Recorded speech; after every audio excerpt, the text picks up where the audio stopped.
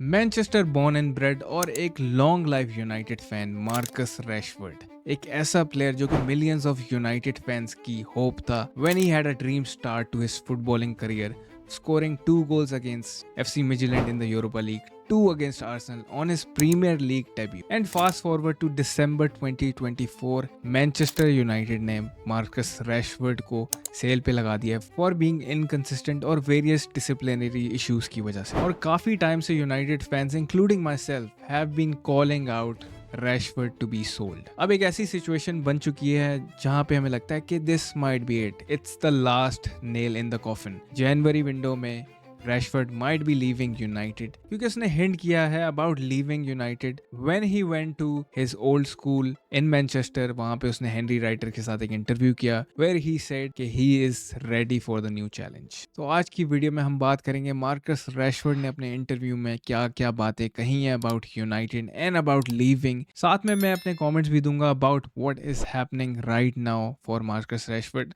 और इस सिचुएशन का एक्चुअल में जिम्मेदार कौन है। रैशफोर्ड और यूनाइटेड फैंस का लव अफेयर स्टार्ट होता है 2015 में, जब उसने अपना डेब्यू किया scoring a brace against Midtjylland, फिर brace against Arsenal. United fans felt like this is it. We finally have a star on our hands. Like David Beckham, like Ronaldo, like Wayne Rooney. लेकिन he could not quite live up to the expectations. और अब कहानी यहाँ तक पहुँच गई है कि he will be leaving United in January or in summer. Rashford का day off था and he went back to his old school, जहाँ पर उसने 420 प्रेजेंट्स दिए क्रिसमस के हेड बच्चों को। और साथ साथ में उसने हेनरी राइटर से भी बात की about this current Manchester United situation. Rashford ने यहाँ पे रूमर्स को एड्रेस किया है about his lack of professionalism कि I do feel misunderstood but I am fine with it. I am a very simple person, I love football and that's been my life from the beginning. तो आगे Rashford ने बात की about being left out for the city game. एक ऐसा game होता है भाई, प्लेयर्स इसको they looked forward to the derby games. बोला कि it is disheartening to be left out of derby, but it has happened. We've won the game, so let's move on. It's disappointing, but I'm also someone, I've got older, I can deal with setbacks. What I'm going to do about that, sit there and cry about it or do my best in the next time I am available. नीचे उसने जो important बात की है वो For me personally, I think I'm ready for a new challenge and the next step. तो यहाँ पे मेन हिंट की है रैशफोर्ड ने about leaving Manchester United. I don't know what went wrong with that guy यार। पहले season में जब उसने अपना डेब्यू किया था 11 अपीयरेंसेस में 7 गोल और 2 असिस्ट दिए।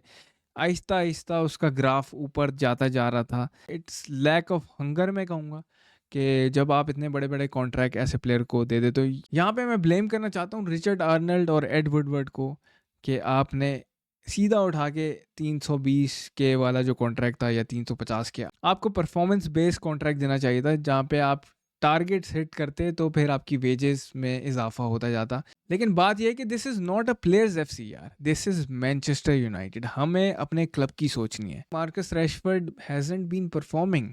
आप देख लो कि पहला सीजन जब उसने एरिक टेन हाग के अंडर खेला 30 गोल और 6-7 उसके असिस्ट थे। Second season with Erik ten हाग बिल्कुल ही मिसिंग रहा, 8 गोल 5 असिस्ट कोई 44 अपीयरेंसेस में। और एट टाइम्स यार it was so frustrating to see Rashford, क्योंकि वो बंदा एफर्ट ही नहीं डाल रहा था। He was jogging on the pitch and often times ऐसा लग रहा था कि यूनाइटेड 11 बंदों के साथ नहीं भाई 10 बंदों के साथ खेल रही थी। फैंस की भी बस हो गई थी because we were losing, we got hammered. पता नहीं 8वीं 9वीं कौन सी प्लेस में हमने फिनिश किया था, मुझे तो याद भी नहीं है। It was a nightmare. अभी भी खैर it's not so good at the moment. लेकिन बात कहने की यह है कि Rashford was not performing up to the United standards. 30 goal मारने के बाद भाई आप एक एक्सपेक्टेशन सेट कर देते हो and then you build on it. ये नहीं कि आपने एक सीजन 30 गोल मारे, फिर अगले सीजन आप 8 गोल मार रहे हो, फिर उसके अगले सीजन आप 4-5 गोल मार रहे हो। यूनाइटेड में प्लेयर्स से यही डिमांड होती है कि वीक इन वीक आउट वो अपनी परफॉर्मेंसेस को से ज़्यादा बेहतर करें, ज़्यादा से ज़्यादा जान मारें। That's why they are elite athletes. इसीलिए उनको इतने बड़े बड़े कॉन्ट्रैक्ट्स मिलते हैं, वरना तो भाई हम नहीं खेल ले जाके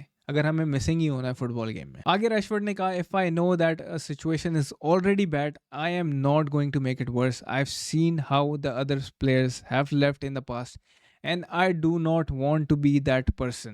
When I leave, I'll make a statement and it will be from me, from the heart, as he's always be a Red. उससे पूछा गया तो उसने बोला कि yes I will 100% be a red. $1 million question यहाँ पे ये है कि कौन सा ऐसा क्लब होगा जो रैशफोर्ड को खरीदेगा, बिकॉज बंदे की परफॉर्मेंसेज आप देख लो, आई डोंट थिंक कि कोई भी उसकी वेजेस अफोर्ड करने वाला है। रियल मैड्रिड ने बैक कर दिया है, बार्सिलोना ने बैक किया हुआ है, they don't have the funds. 50-60 million उसके कौन देगा? I don't see any club paying 50 million for this guy, let alone 70-80 million जो लोग अपने जहन में बनाकर बैठे हुए हैं। शॉर्ट टर्म ट्रांसफर स्ट्रेटेजी यही हो सकती है कि मार्कस रैशफोर्ड को या तो आप लोन पर भेजो किसी क्लब में, इधर it will be Dortmund, PSG, जो भी मतलब लेना चाहे, और पार्ट ऑफ द वेजेस आपको देनी पड़ेंगी like you did with Sancho. साथ में ऑब्लिगेशन टू बाय वाली कहानी रख सकते हो यहाँ पर, but it will not be easy selling Marcus Rashford. या तो फिर वो उठ के सऊदी प्रो लीग चले जाए तो यहाँ पे मसला ही हल हो जाए। तो आगे रैशफोर्ड ने कहा the best is yet to come, 100% that's my mentality. मैं ऑनेस्टली ये सोचता हूँ कि he needs a fresh start, उसको क्लब चेंज करने की जरूरत है। He was too comfortable. जब आप अपने कंफर्ट जोन में आ जाते हो तो काम खराब हो जाता है भाई। मर्द के लिए कंफर्ट जोन जहर है। Be out there, comfort zone से बाहर निकलोगे ही तो कुछ अचीव करोगे। That is what I think is the case for Marcus Rashford. नीचे उसने और बातें की हैं अबाउट द पोजीशंस, के एमोनिम का स्टाइल उसको सूट करता है कि नहीं करता।